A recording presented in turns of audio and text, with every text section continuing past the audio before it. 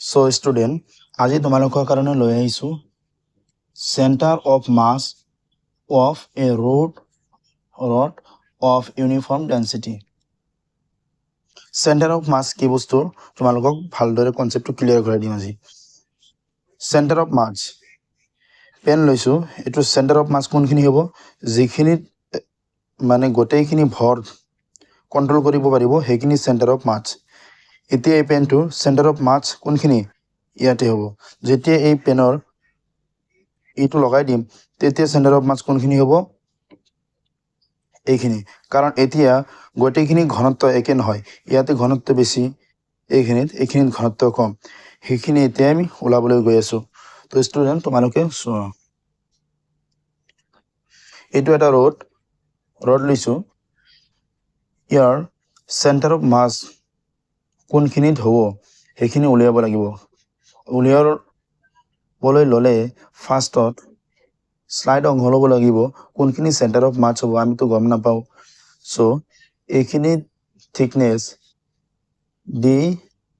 X বুলি ধৰি ল'লো, আৰু ইয়াৰ মাছ হ'ল এম, আৰু ইয়াৰ পৰা ইয়ালৈকে ডিষ্টেঞ্চ এল, আৰু ইয়াৰ পৰা ইয়ালৈকে ডিষ্টেঞ্চ এক্স বুলি ধৰি ল'লো। চ' চেণ্টাৰ অফ মাছ কেনেকৈ ওলাব লাগে, কোনখিনি চেণ্টাৰ অফ মাছ বুলি কয় তোমালোকেতো গমেই পালা। চ' গম পালা, কিন্তু লিখিবা কেনেকৈ, লেখাৰ প্ৰচেছটো মই দেখাই আছো। চ' students, let us consider a rod having length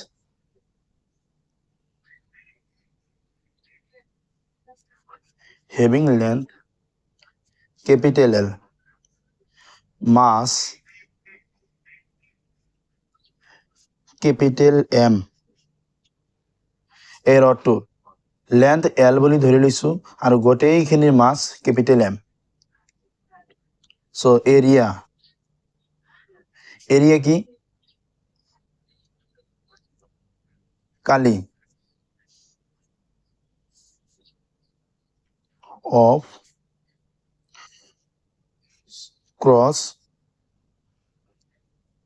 section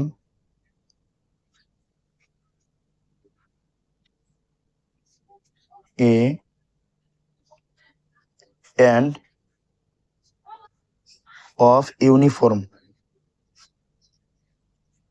density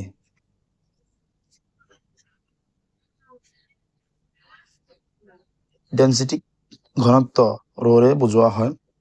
so' density কি কেনেকৈ লিখা হয়, মাছ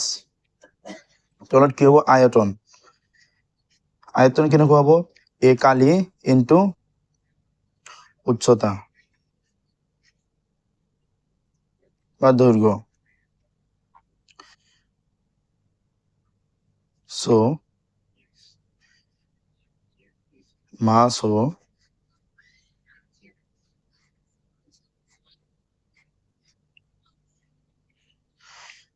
এইখিনিৰ মাছ,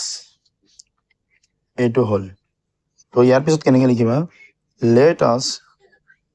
consider a small element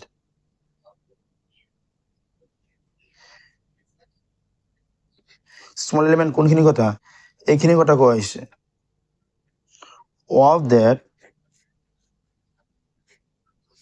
rod having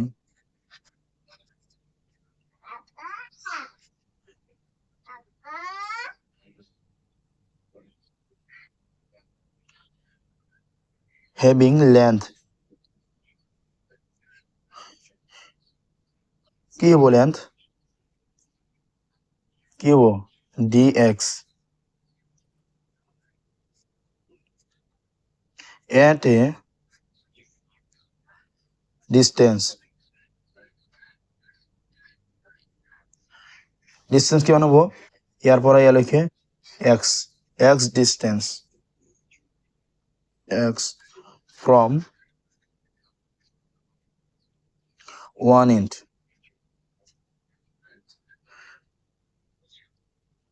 the mass of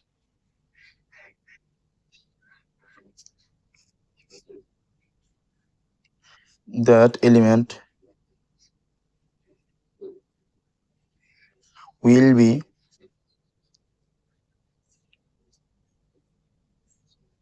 কি হব এইখিনিৰ মাছ হব dm rho a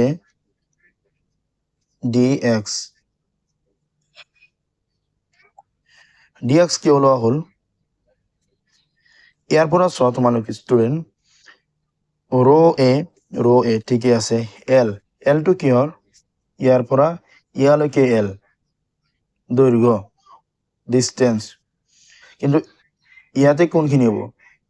ইয়াতে তো l নহয় ইয়াতে এইখিনি মান আমি dx বুলি ধৰি লৈছো সেই কাৰণে rho a l এইটো হল গোটেইখিনিৰ বাবে আৰু সিম্পল এইখিনিৰ বাবে হ'ব rho a dx so now the center of mass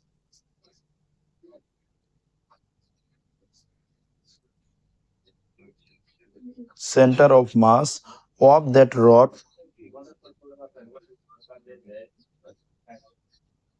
rod will be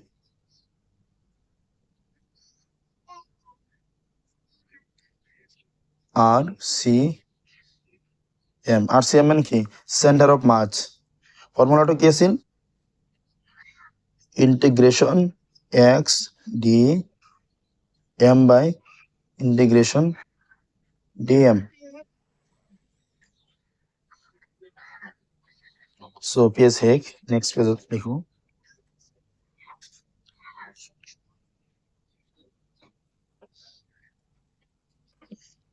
এটা হলো integration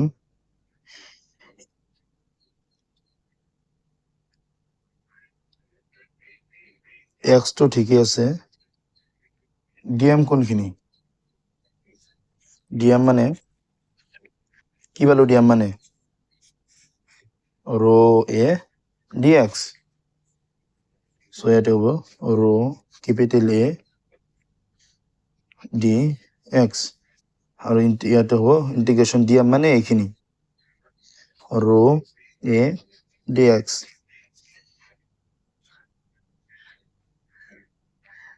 so কোৰ পৰা কলৈকে হ'ব ইন্টিগ্ৰেশনটো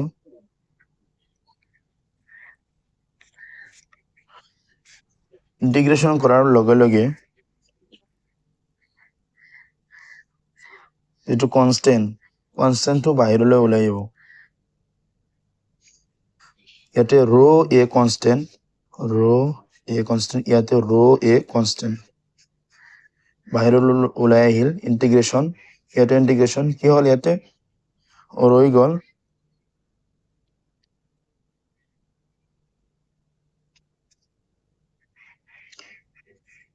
x dx আৰু তলত dx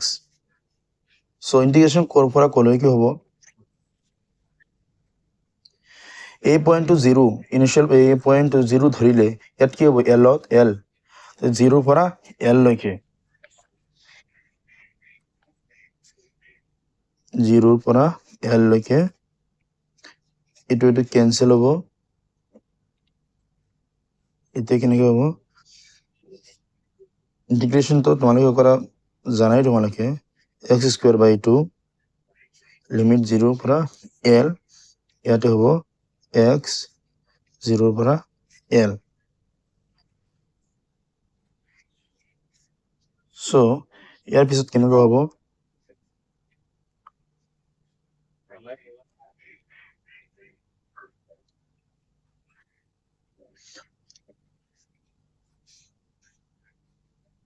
l²/2 তলত হ'ব কি l কেনেকৈ হ'ব l²/2 ইনটু টু উলটাই যাব 1/l ইয়াতে এটা l আছে ইয়াতে দুটো আছে স্কয়ার মানে ইয়াতে এটা থাকি যাব তেতিয়াহ'লে উত্তৰটো হ'ব L/2 answer অর্থাৎ center of mass of rod of uniform density গোটেইখিনি আয়তন সমান সমানে আছে গতিকে ইয়াৰ center of mass কোনখিনি হ'ব L/2 মাজত হ'ব so ইয়াৰ পিছত লৈ আহিম আমি আনইউনিফৰ্ম ডেন্সিটি সো এইখিনি ভিডিঅ'ত যদি তোমালোকে ভালদৰে কনসেপ্ট ক্লিয়াৰ হোৱা নাই তেতিয়াহ'লে মোক কমেন্ট কৰি জনাবা কোনখিনি ক্লিয়াৰ হোৱা নাই মই আকৌ তোমালোকক কনসেপ্টটো দি দিম আৰু ডাউটখিনি ক্লিয়াৰ কৰি দিম যদি মোৰ ভিডিঅ'খিনি তোমালোকে ফেসবুক পেজৰ পৰা চোৱা তেতিয়াহ'লে লাইক এণ্ড শ্বেয়াৰ কৰি দিবা আৰু যদি মোৰ ইউটিউব চেনেলৰ পৰা এছকে ৰহমান জিকে চেনেল পৰা যদি চোৱা তেতিয়াহ'লে সাবস্ক্ৰাইব এণ্ড লাইক কৰিবা সো থ্যাংক ইউ